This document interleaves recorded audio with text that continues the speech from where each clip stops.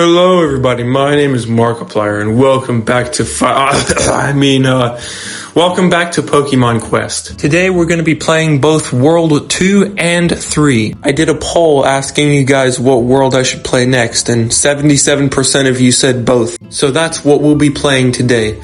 Let's head on in. I returned to see that my stew was done and that a new Pokemon joined the camp. Come on, please be something good. It's a Porygon. Dang it, isn't this guy known for being useless? I mean, he can tank a lot of damage, but still. Whatever, let's put him to the test. And that first test would be World 2-1, which so far seems like a bug-type world. A bunch of Caterpies and Venonats, and some Oddish. Oh, and by the way, look at Porygon's moves. Shadow Ball and Hyper Beam, and they both hit pretty hard. I guess I was wrong about this guy. Oh, and the boss of this level was a Gloom. This Gloom ended up being no match for the dynamic duo of Charmander and Porygon. And from there we head straight into 2-2. The only thing really different from the first one was the introduction of Paris, and a random appearance from a Pidgey. He must have been looking for some bug snacks. But turns out it's not all bugs, cause there's some Executes, who we crushed pretty easily. Hey look, some Sparrows.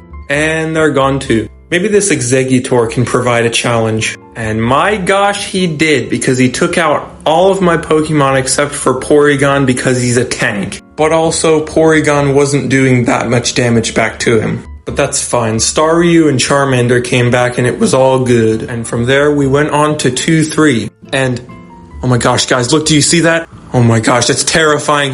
It's a Kakuna and some Weedles. All jokes aside, the Kakuna actually did take forever to kill for some reason. And the boss of this level was the king of the Weepin' Bell. And this pretty much went the same way as Exeggutor. Porygon just tanked the damage because, well, he has crazy defense. But just like the last level, the Weepin' Bell fell to Charmander. And on to the next. The only things really new in this level were the introductions of Bellsprout and Ekans. And I guess the boss too, which was Parasect. And yet again, Porygon tanks most of the damage. This has me really worried for World 3. Before we head into 2-5, let's go check on the stew at the camp. Let me just pop the lid off and let's see who we get.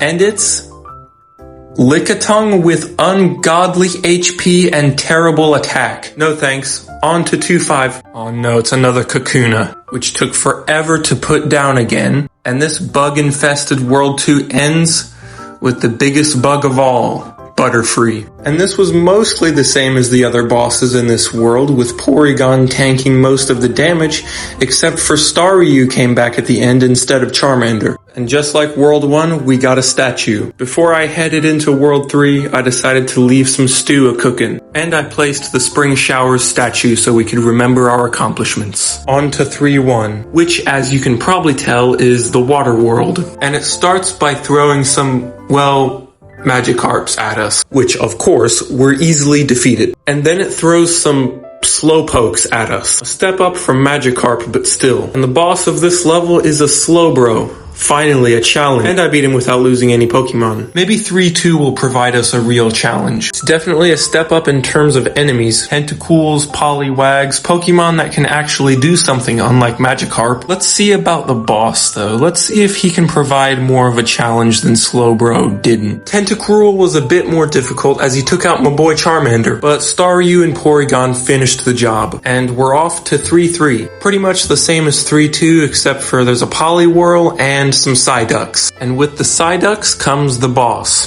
the Golduck. What is with these bosses and only taking out my boy Charmander? Oh yeah, I forgot, this is the water world. Anyway, we beat him. On to 3-4. Hey look, some Shelders. What's that? They don't do a lot of damage but have a crap ton of defense and take forever to defeat?